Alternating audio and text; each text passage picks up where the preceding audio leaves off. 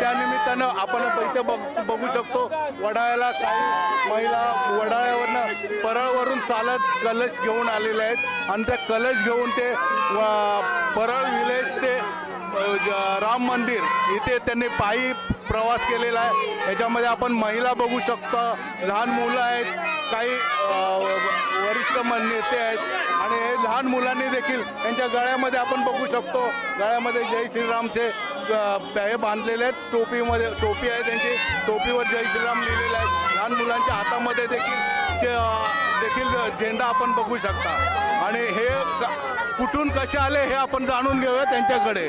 तुम्ही हॅलो, आपलं नाव काय? माझं नाव संतोष दुबे। परळ विलेजच्या ॲडोनर कंपाऊंडमध्ये आमची सक्सेना कंपाऊंड दक्षता असोसिएशन कमिटी आहे, त्याच्या मी अध्यक्ष आहे।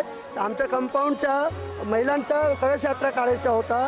आता संपूर्ण देश राममय झालेला आहे, तरी रामलल्लांच्या प्राणप्रतिष्ठेच्या कार्यक्रमाच्या निमित्ताने आम्ही ही कळस यात्रा परळ विलेजच्या ॲडोनर कंपाऊंड ते वडाळा राम मंदिर परत तिकडून ॲडोनर कंपाऊंडपर्यंत मोठ्या गाजावाजाने जाणार आहे।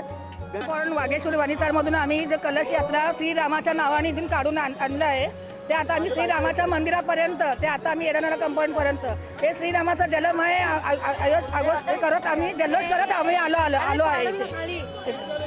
आपण बघू शकता, एक मिनिट, या महिला देखील बोलत आहे। हाँ, ते मोदी यानी योगी को बहुत बहुत धन्यवाद।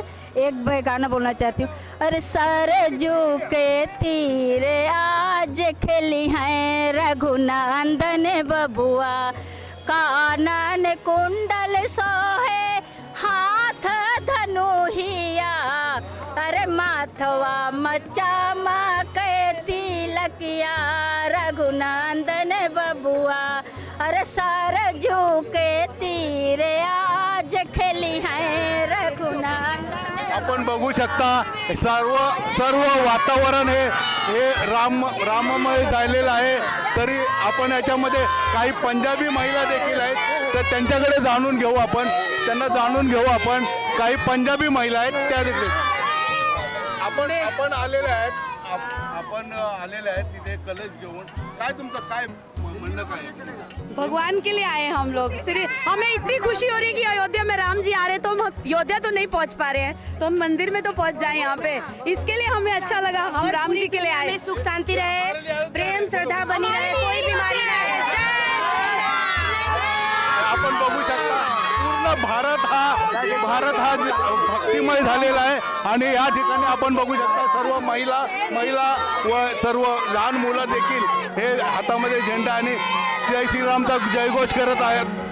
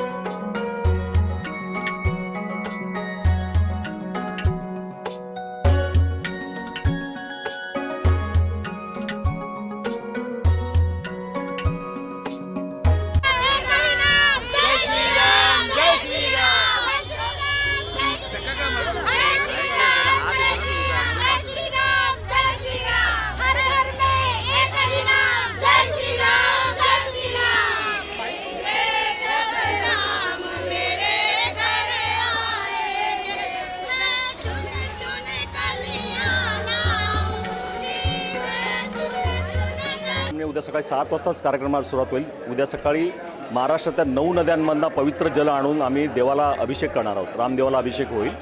108 कलशांचा रजत कलशांचा म्हणजे चांदीच्या कलशांचा अभिषेक होईल। तो 12:30-1 पर्यंत चालेल, 11:30 पर्यंत चालेल। रादर 11:30 वाजता आम्ही एक सामूहिक रामरक्षा स्तोत्र पठणाचा एक कार्यक्रम ठेवला आहे। त्यात आम्ही एक्सपेक्ट करतो की साधारण 2-1 हजार लोक एकत्र येऊन इथे एकाच वेळी चॅन्टिंग जे म्हणतात आपण तसं रामरक्षा स्तोत्राचं चॅन्टिंग होणार आहे। तो संपल्यानंतर 12:30 वाजता जेव्हा तिकडे रामलालाची प्राणप्रतिष्ठा होईल त्याच्या इमिजिएटली नंतर इकडे देवाची आरती होईल रामदेवाला. मग फटाके फायरवर्क्स वगैरे सगळं आहे. त्याच्यानंतर सगळं जेवणाला भोजन प्रसादाची व्यवस्था होईल.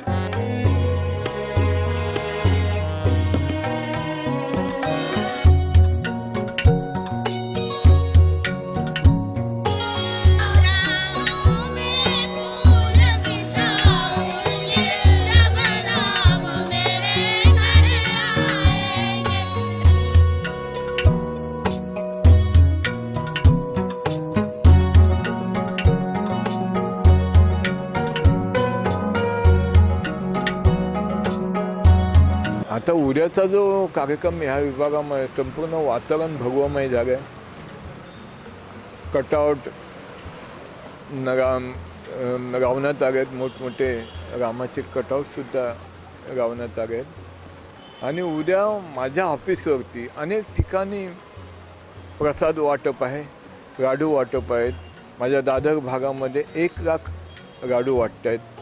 तिथे माझ्या ऑफिसवरती नाही म्हणते तर 50-60 हजार लाडू वाटण्याचा इथे कार्यक्रम माझा होतो आहे. भरपूर म्हणजे लोकांचं चारी बाजूने जे दर्शनासाठी म्हणा, त्या आम्ही दरवर्षी ते रामनवमी घेतोच, त्यामानाने भरघोस प्रतिसाद मिळाला लोकांकडनं. भरपूर लोकांकडनं अपेक्षा पण आहे की बाबा आम्ही प्रक्षेपण करतोय ते चांगल्या पद्धतीने करावं आणि व्यवस्थित करावं अशी लोकांची खूप अपेक्षा आहे.